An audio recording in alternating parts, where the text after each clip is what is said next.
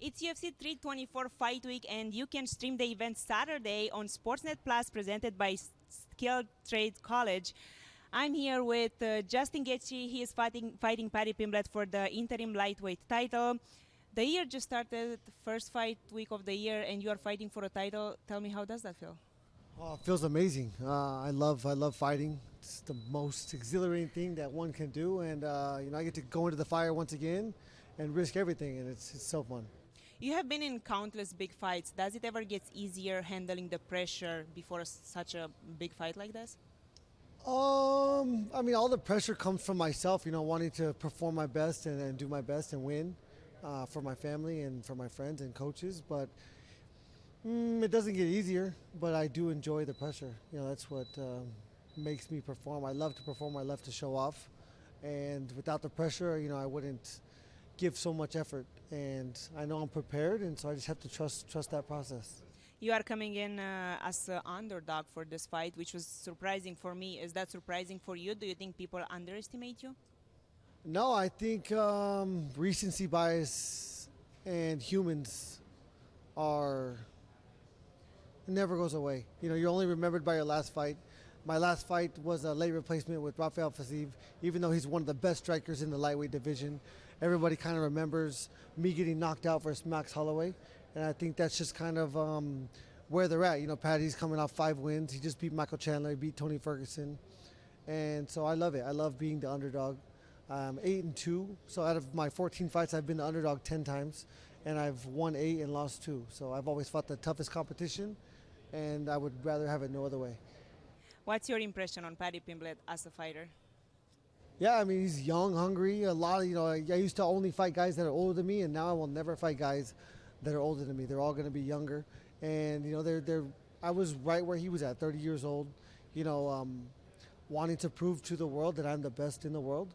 And he has an opportunity, a big opportunity this weekend to do that. But, like Eddie Alvarez did to me, I'm going to stop that and make sure that I remind him that, I'm still one of the best in the world, and I want to fight Ilia Topuria, and I've lost no hunger on this journey. And I committed my whole life to this, and so he's going to get the best me.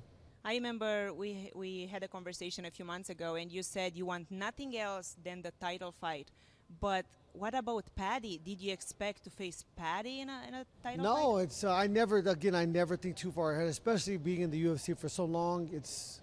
You're crazy if you think something's going to happen for sure, because so many things could happen. How could I know that Ilia was going to go through some personal issues, get divorced, and go through all this public scrutiny and then take time off? I could have never known that.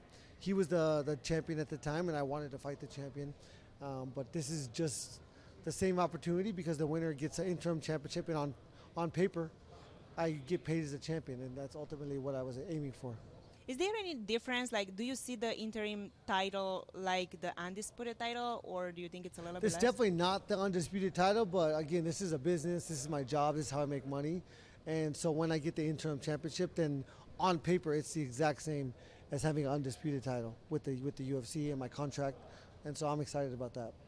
Do you think Paddy Pimblett earned his title shot, his chance at a title, or you think it's about the hype? The hype played a big role. Oh, I think it's timing. I think timing is the biggest factor. After I beat Dustin Poirier, he fought for the belt before I did. So timing is the biggest factor, the biggest variable. And with Armin, nobody that's going to put a lot of money into something is going to allow anybody that could risk that. And that's why he's not here. Missing weight when he was supposed to fight Makhachev, headbutting Dan Hooker last fight, terrible choices. But I think, he's one of the best in the world. And this game's so crazy. Top 5 anybody can beat each other on any given night.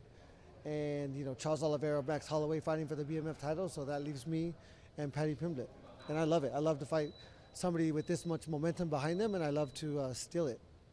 A lot of fans think that if the fight goes on the ground, Paddy holds the advantage. Do you think people forget that you were a D1 wrestler?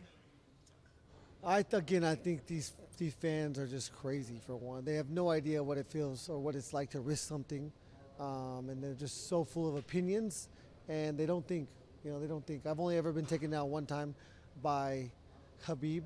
And last fight I got taken down, but it wasn't necessarily getting taken down as much as me throwing lazy kicks and him catching my kicks and ending on top.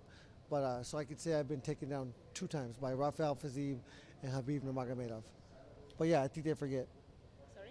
I think they forget. But I've been since I fought Oliveira, I've been working my ass off when it comes to jiu-jitsu defense, and I'm very confident that he will not be able to submit me, even if he does get it to the ground. You mentioned you want to the undisputed title next, eventually fighting Topuria. Are you interested to fight at the White House? Absolutely. I'm American. I love to represent the United States of America, and so I'd be crazy to not want to be on that card. Thank you so much. Justin Gaethje versus Paddy Pimblett for the interim lightweight title Saturday night at UFC 324.